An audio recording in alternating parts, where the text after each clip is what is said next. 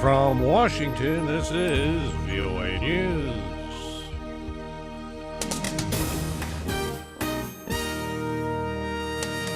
New Army chief in Pakistan, U.S. reaffirms defense treaty with Japan. I'm Ray Kugel reporting from Washington.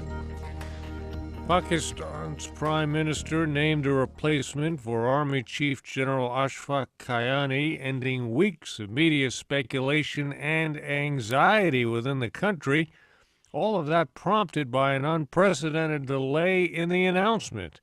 Ayaz Gul reports from Islamabad. The Prime Minister's office in a brief statement said that General Rahil Sharif has been promoted and appointed as the new Chief of Army Staff, the most powerful post in Pakistan. The new commander, who is not related to Prime Minister Nawaz Sharif, will take charge of the world's sixth largest military on Friday when its incumbent chief, General Ashfaq Parvez Kayani, retires. Wednesday's announcement came as Pakistan faces an increasingly violent insurgency by Islamist militants, commonly referred to as the Pakistani Taliban. The army has conducted major operations to uproot bases of these extremists, who are mainly entrenched in the northwestern tribal belt near the Afghan border. Ayaz Gul for VOA News, Islamabad. Afghan President Hamid Karzai is remaining steadfast in that he says he'll wait until his country's presidential election in April before signing a security pact with the United States. In an interview with U.S.-funded Radio Free Europe Radio Liberty Wednesday, Mr. Karzai said the U.S. was first end attacks on Afghan homes and help jumpstart a stalled peace process before he will sign the agreement. In a separate interview with Afghanistan's Tolo television, U.S. National Security Advisor Susan Rice said Mr. Karzai must sign the agreement by the end of this year, or the U.S. will have no choice but to withdraw all troops after 2014. U.S. Defense Secretary Chuck Hagel reaffirmed the U.S.-Japan Defense Treaty applies to a group of disputed islands that were included in China's bid to establish an air defense zone. Secretary Hagel spoke Wednesday with his Japanese counterpart to discuss the security situation in the East China Sea. Thai opposition protesters expanded their demonstrations across the capital, Bangkok, Wednesday, vowing to take over every government ministry until Prime Minister Yingluck Shinawatra resigns. The protesters have already taken over parts of the finance and foreign ministries and surrounded the interior ministry.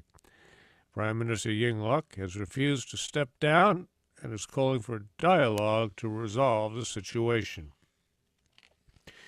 Russian security forces have arrested 15 heavily armed suspected Islamist radicals who allegedly belong to a banned extremist group. Russian officials say members of Takfir wal Hijra were detained Wednesday as police found explosives, guns, and other weapons in a raid on an apartment in Moscow. Authorities in Mali have arrested the leader of last year's coup, General Amadou Sanogo, and charged him with murder. Those charges are in connection with the killing of Army Red Beret soldiers in April 2012 during a counter-coup attempt. Some Nigerians will be recasting their votes this weekend in the country's third try at its first gubernatorial election since major political realignments.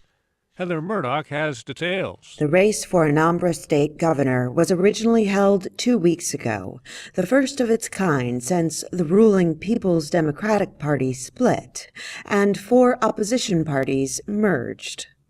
If the election had demonstrated growing support for the main opposition party in the heart of President Goodluck Jonathan's Southern support base, it might have indicated the possibility of an upset in 2015.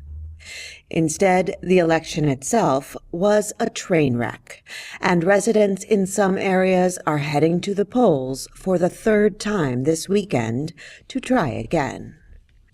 Heather Murdoch for VOA News, Abuja. Iranian President Hassan Rouhani says his country will not stop its nuclear enrichment activity while pledging to have constructive interaction with the international community. In an interview on IRIB television, Mr. Rouhani said Iran has a right to enrichment and will never stop. Earlier this week, Iran agreed to an interim deal with the permanent members of the UN Security Council in Germany to limit portions of its nuclear program in exchange for targeted relief from international sanctions. President Obama followed decades of tradition Wednesday by pardoning the national Thanksgiving turkey.